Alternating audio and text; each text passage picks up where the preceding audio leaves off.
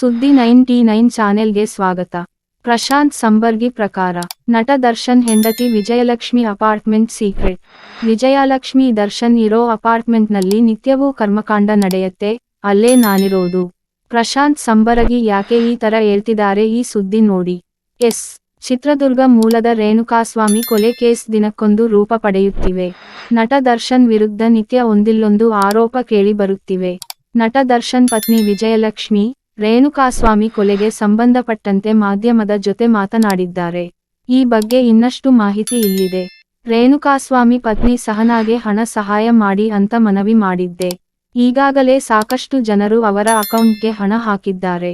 ಈ ರೀತಿ ಏಕಾಏಕಿ ಹಣ ಹೇಗೆ ಬರ್ತಿದೆ ಅಂತ ಬ್ಯಾಂಕ್ನವರು ಪ್ರಶ್ನೆ ಮಾಡಿದ್ದರು. ಈಗ KYC ಮಾಡಿಕೊಂಡ ನಂತರ ಸರಿ ಹೋಗತ್ತೆ. ರೇಣುಕಾಸ್ವಾಮಿ ಕೊಲೆಗೆ ನ್ಯಾಯ ಸಿಗಬೇಕು ಅಂತ ನಾನು ಮಾತನಾಡುತ್ತಿದ್ದೇನೆ. ಎಲ್ಲೋ ಒಂದು ಕಡೆ ದರ್ಶನ್ ಕೇಸ್ ಹಳ್ಳ ಹಿಡಿಯತ್ತೆ ಅಂತ ಡೌಟ್ ಇತ್ತು.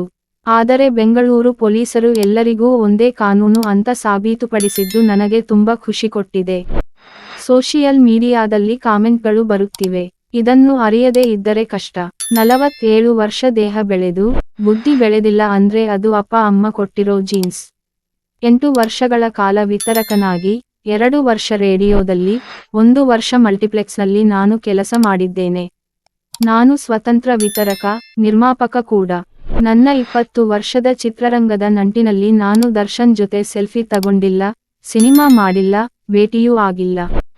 ಭಗವಂತನೇ ದುಷ್ಟರಿಂದ ನನ್ನನ್ನು ದೂರ ಇಟ್ಟಿರಬಹುದು ಎಂದ ಪ್ರಶಾಂತ್ ಸಂಬರ್ಗಿ. ಮತ್ತಷ್ಟು ಸುದ್ದಿಗಳಿಗಾಗಿ ನಮ್ಮ ಚಾನೆಲ್ಗೆ ಸಬ್ಸ್ಕ್ರೈಬ್ ಮಾಡಿ. ಧನ್ಯವಾದಗಳು.